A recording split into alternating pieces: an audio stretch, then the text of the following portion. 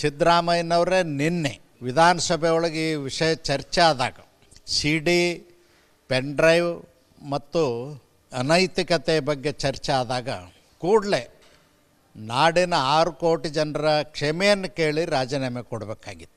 ಅವರು ಮುಂದುವರಿತಕ್ಕಂಥದ್ದು ತತ್ವ ಸಿದ್ಧಾಂತಗಳಿಗೆ ವಿರುದ್ಧವಾದಂಥದ್ದು.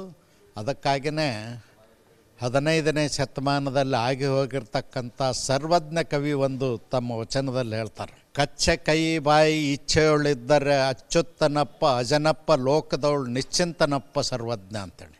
ಯಾವ ಮನುಷ್ಯನ ಕಚ್ಚೆ ಕೈ ಬಾಯಿ ಹತೋಟಿ ಒಳಗಿರ್ತದ ಅಂಥ ಮನುಷ್ಯ ಶಿವನಿಗೂ ಅಂಜಬೇಕಾಗಿಲ್ಲ, ದೇವರಿಗೂ ಅಂಜಬೇಕಾಗಿಲ್ಲ ಅಂತಕ್ಕಂಥದ್ದು ಅದರ ಅರ್ಥ.